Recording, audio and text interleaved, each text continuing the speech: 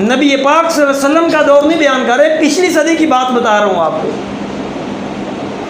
اس لیے گزارش یہ ہے، آج ہم نے قرآن مجید کو محدود کر دیا، آج ہم نے قرآن مجید کو کسی نے الماری کے اندر بند کر دیا، کسی نے چھتی کے اوپر رکھ دیا، اور کوئی بہت زیادہ دیندار بنا، اس نے قرآن اٹھایا، اور جب بچی کی شادی اور رخصتی کا وقت آیا سارے کام حضور کی سنت کے خلاف کیے، اور جب بچی کی رخصتی کا وقت آیا قرآن بچی کے سر کے اوپر رکھ دیا۔ پوچھا جائے قرآن رکھنے والے نے بھی کبھی وضو کیا ہے؟ ہم نے جب قرآن مجید کے ساتھ ہم نے دوری اختیار کی، ہم نے قرآن مجید کو محدود کر دیا۔ قرآن مجید ثواب کا ذریعہ ضرور ہے، لیکن قرآن مجید انقلابی کتاب کا نام ہے۔ قرآن مجید سے تو انقلاب آیا ہے، قرآن مجید سے تو تبدیلی آئی ہے، قرآن مجید نے ہمارے حالات بدلے ہیں، قرآن مجید نے ہمیں زندگی سکھلائی ہے، قرآن مجید نے ہمیں جینا سکھایا ہے، ہمیں غمی بتائی ہے، ہمیں خوشی بتائی ہے، ہمیں رات اور صبح کے سارے معاملات بتائے ہیں۔ بھائی زندگی ہے کیا؟ یہ قرآن نے بتایا ہے۔ ہم نے قرآن مجید کو محدود کر دیا۔ بہت کوئی آدمی جو ہے، عام اجتماعی صورتحال یہ ہے، ہم کہتے ہیں بھائی کوئی فوت ہو جائے تو قرآن مجید اس وقت پڑھ لیا جائے، یہ کافی ہے۔ ایک چھوٹا بچہ جا رہا تھا اپنے ابا جی کے ساتھ، تو کسی کے گھر سے نا قرآن مجید کی آواز آئی تلاوت کرنے کی۔ اس نے کہا ابا جی مجھے لگتا ہے ان کے گھر میں فوتگی ہوئی ہے۔ پوچھا کیوں؟ آپ کو کیسے پتہ؟ بیٹا عجیب باتیں کرتے ہو، فوتگی تو نہیں ہوئی؟ کہا ابا جی میں تو جب سے دیکھ رہا ہوں جس کے گھر فوتگی ہوتی ہے اس کے گھر سے قرآن کی آواز آ رہی ہوتی ہے۔ تو 10-15 لوگ جمع ہوتے ہیں، قرآن مجید کی تلاوت کرتے ہیں، بھائی یہ کافی ہو گیا۔ میرے بھائی یہ کافی نہیں ہے۔ قرآن مجید یہ اللہ تعالیٰ کا کلام ہے۔ جب یہ کائنات نہیں بنی تھی 50,000 سال پہلے قرآن مجید جو ہے اس کی تلاوت خود رب تعالیٰ نے خود فرمائی تھی۔ یہ قرآن مجید کوئی عام کتاب نہیں ہے، یہ تو کتاب انقلاب والی تھی۔ اس کتاب نے تو ہمیں بتانا تھا بھائی معاشرت کے اصول کیا ہیں۔ اس کتاب نے تو ہمیں بتایا کہ بھائی زندگی گزارنے کے اصول کیا ہیں۔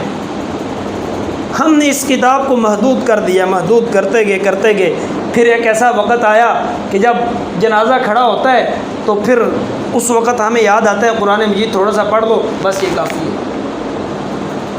جس بندے نے قرآن پڑھا اور پھر تلاوت کی، حضور پاک صلی اللہ علیہ وسلم کا دین اٹھا کے دیکھو، حضور پاک صلی اللہ علیہ وسلم کی شریعت اٹھا کے دیکھو۔ حضور پاک صلی اللہ علیہ وسلم نے فرمایا، حدیث پاک کا مفہوم ہے کہ 50,000 سال کا ایک دن ہوگا، اور اس ایک دن میں ایک گھڑی ایسی آئے گی جو اس میں بھی سب سے زیادہ سخت ہوگی۔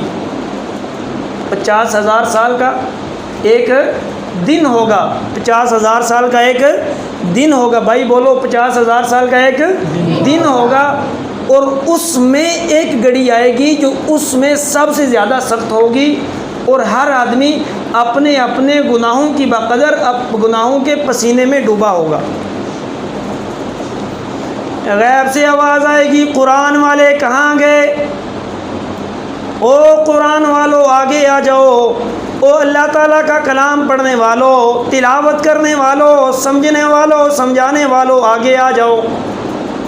قرآن مجید پڑھنے والے، قرآن مجید پڑھانے والے، قرآن مجید سمجھنے والے، قرآن مجید سمجھانے والے آگے آ جائیں گے۔ ارشاد ہوگا یہ وہ لوگ ہیں جنہوں نے دنیا کے اندر لے کر برادری کے تانے برداشت کیے، محلے والوں کے تانے برداشت کیے، دنیا داری کے تانے برداشت کیے۔ یہ وہ لوگ ہیں جنہوں نے قربانی کے ساتھ زندگی گزار دی۔ آ جاؤ ان لوگوں کو نور کے ممبروں پر بٹھا دو۔ آج ان لوگوں کا میرے اوپر ایک قرض ہے، میں اللہ ان کا قرض اتارنا چاہتا ہوں۔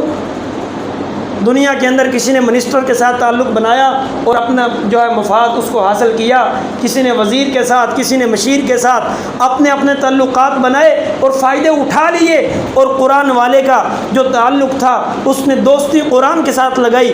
اللہ فرما رہے ہیں آؤ آج میں نے تمہارا قرض اتارنا ہے، اے فرشتوں میں حکم دیتا ہوں تمہیں ان قرآن والوں کو نور کے ممبر پہ بٹھا دو۔ سوال ہوگا یہ کون ہے؟ یہ نبی ہے؟ یہ صحابہ ہیں؟ یہ شہید ہیں؟ نہیں نہیں نہیں، یہ نبی نہیں ہے، یہ صحابہ نہیں ہے، یہ شہداء نہیں ہے، یہ وہ ہیں جنہوں نے قرآن کے ساتھ دوستی کی تھی، یہ وہ ہیں جنہوں نے قرآن کو اپنایا تھا، جنہوں نے قرآن سے سیکھا تھا، قرآن کو سینے کے ساتھ لگایا تھا۔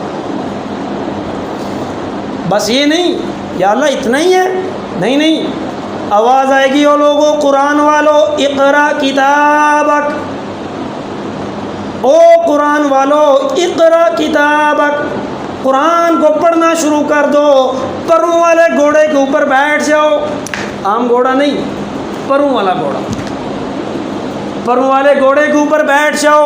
الف لام میم ذالک الکتاب لا ریب فیہ ھدی للمتقین، پڑھنا شروع کر دو، پڑھتے جاؤ اور آپ کے درجات بلند ہوتے جائیں گے۔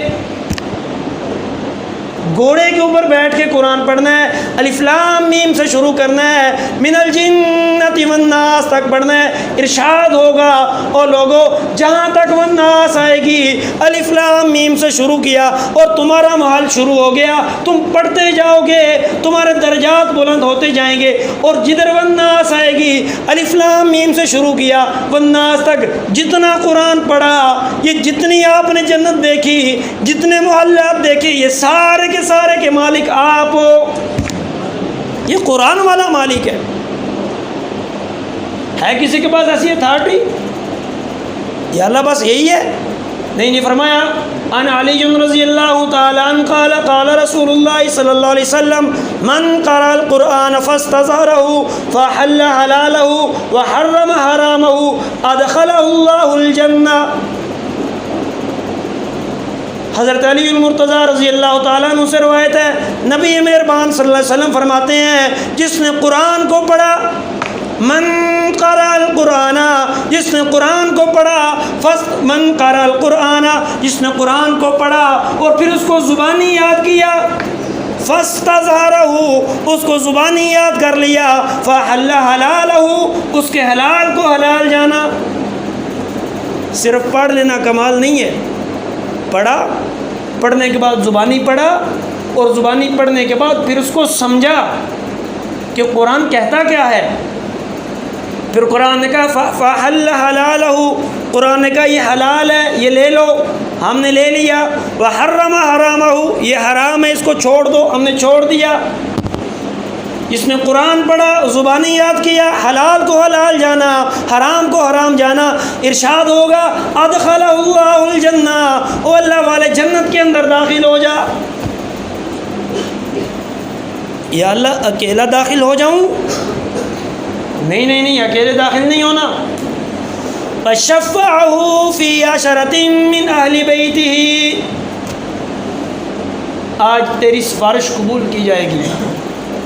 کل لوگ جاتے تھے لوگوں کے پاس کہ بھائی تو میری سفارش کر دے کچہری کے اندر، تو میری سفارش کر دے تھانے کے اندر، تو میری سفارش کر دے فلاں فلاں ادارے کے اندر، میرا کام نہیں ہو رہا، تو ادھر ان کی سفارش مانی جاتی تھی اور تجھے لوگ حقارت کی نگاہ سے دیکھتے تھے، وہ مولوی بنا کے کیا کرنا ہے، وہ قرآن کا حافظ بنا کے کیا کرنا ہے، عالم بنا کے کیا کرنا ہے۔ آج تیری سفارش چلے گی حافظ قرآن۔ فشفعہ فی عشرۃ من اہل بیتہ، 10 آدمیوں کی سفارش چلے گی، اور پھر سفارش ایسے نہیں ہوگی۔ مثال دے کر بات سمجھاتا ہوں، بندہ جی ٹی روڈ پہ جا رہا ہو نا، تو موٹر وے والے آگے سے پکڑ لیں، تو بندے کی بڑی پہنچ ہو، بندہ کال کرتا ہے جی چلا دو 200-400 چلان ہے بچ جائے میرا، تو اگر وہ چلان کاٹنے سے پہلے کال ہو جائے نا، تو کچھ نہ کچھ چھوٹ مل جاتی ہے، کوئی ناکہ شاکہ لگایا ہو نا کسی نے، اگر وہ چلان کاٹ دیا جائے نا، تو پھر کیا کہا جاتا ہے، بڑے سے بڑے آدمی کا کال کروا لو، کہتے ہیں جی ہوں مسئلہ ہے، ہوں اسی چلان کٹ سڑیا تو ہوں ساری مجبوری ہے، ہوں تسی ساری نو آکھو چلان بھر کے ہی نے جانا ہوئے، ہوں جنہوں موٹر سائیکل گڈی کو نہیں لبنی، انہیں چلان بھرے دا تے نہیں تاں ہی جانا ہوئے، انج ہوتا ہے نا، چلان کٹن تو پہلے جو کچھ ہو جائے کٹی گیا، ہوں کچھ نہیں ہونا۔ لیکن حافظ قرآن دی گل سنو، حافظ قرآن دا مقام ویکھو اور وہ دی پاور ویکھو، اللہ رب العزت دے ہاں، اللہ دے ہاں وہ دی قدر اور قیمت دیکھو، اللہ دے ہاں وہ دا مقام اور مرتبہ دیکھو۔ اللہ فرما رہے نے وہ جہاں چلان نہیں کٹیا، جہاں جہنم دا چلان نہیں کٹیتا، وہ دی بخشش تے کروانا ایک عام دنیا دی گل، وہ دی بخشش وہ دی جہاں چلان کٹیتا ہی نہیں، وہ دی تے ہر بندہ جڑا سفارش کر لینا ہے۔ اور یہ دربار کوئی عام نہیں، وہ دربار اللہ تعالیٰ دا وے، اس دربار دے وچ فیصلہ ہونا وے۔ فرمایا وَشَفَّعُوا فِي عَشَرَةٍ مِّنْ أَهْلِ بَيْتِهِ أَنَّهُمْ قَدْ وَجَبَتْ لَهُمْ نَارٌ، تو حافظ قرآن تیری سفارش قبول کیتی جاوے دی۔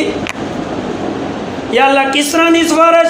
اللہ فرما رہے ہیں میرے بندے انہم قد وجبت لہم نار، میں صرف فیصلہ نہیں کیتا، میں 10 بندیاں دے اوتے جہنم نو واجب کر دیتا ہے۔ او حافظ قرآن آ تو سفارش کر، میں اپنا حکم واپس لے لواں گا۔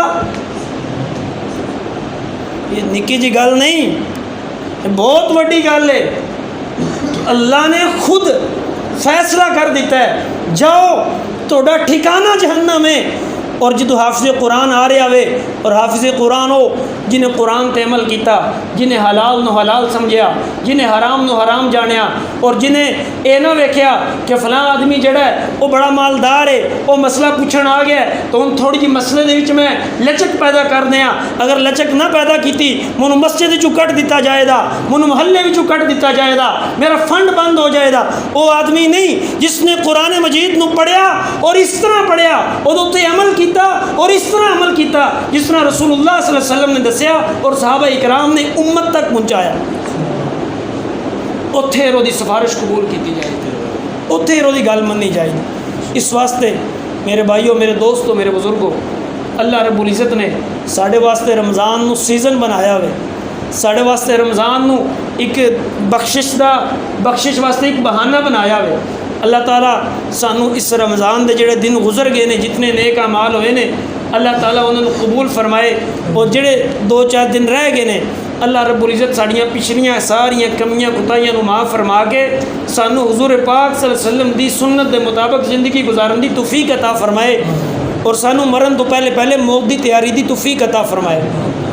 اور اج تسی ارادہ کرو جتنے وڈے حضرات بیٹھے ہو کہ اپنے بچیاں نو قرآن مجید دا حافظ بنانا میں، اپنا بچہ، اپنا بتیجا، اپنا بانجا، اپنا پوتا، اپنا نواسا، اور اگر انہاں رشتہ دار انہاں رشتیاں دے کوئی بچہ نہیں تو اپنے محلے دے وچوں کوئی ایسا بچہ جڑا قرآن مجید پڑھنا چاہتا ہوئے اس دی ذہن سازی کیتی جائے، انہوں تیار کیتا جائے، انہوں مدرسے دے اندر داخل کروایا جائے، اور وہ اخراجات کی ذمہ داری اٹھائی جائے کہ میرے بیٹے قرآن مجید پڑھنا تیرا کام ہے، تیری انشاءاللہ اللہ دے فضل نال ساری ذمہ داری میرے اتنے ہوئے، انشاءاللہ اللہ دے خزانے میں کوئی کمی نہیں۔ اگر کوئی ایک بچہ قرآن دا حافظ بنا دیتا، اپنا نہ بنیا، اپنے خاندان دے وچوں نہ بنیا، کوئی عام آدمی، کوئی محلے دار، کوئی برادری دا بندہ، کوئی پنڈ دا بچہ جنہوں اٹھا کے مدرسے داخل کروا دیتا، جڑا قرآن دا حافظ بن گیا اور ایسا حافظ بنیا جنہیں عمل کر لیا، زندگی قرآن دے مطابق گزار دیتی، یقین کرو امید کیتی جا سکتی ہے اللہ رب العزت اس طرح ہی اجر عطا فرمان دے جس طرح اپنے بچے نو قرآن دا حافظ بنان دا اجر ملتا ہے۔ سارے ارادہ کر دو نا انشاءاللہ۔ اللہ رب العزت ساڈا بہنا دین دی گل کرنا سننا اپنی بارگاہ دے قبول فرمائے، اور سانو قرآن و سنت دے مطابق زندگی گزارن دی توفیق عطا فرمائے۔ جو کچھ کہے سنے اللہ رب العزت یہ جتنیاں کمیاں پیشیاں انہوں معاف فرمان، اور جتنیاں قرآن و سنت دے مطابق اللہ ہوئی نے اللہ تعالیٰ انہوں تے عمل کرنے دی توفیق عطا فرمائے۔ اصل چیز عمل ہے، عمل سے زندگی بنتی ہے، جنت بھی جہنم بھی، یہ خاکی اپنی فطرت میں نہ نوری ہے نہ ناری ہے۔ اما علینا الا البلاغ المبین۔ ایک دفعہ درود شریف پڑھ دو، دعا کر لی۔ اللہم صلی علی محمد۔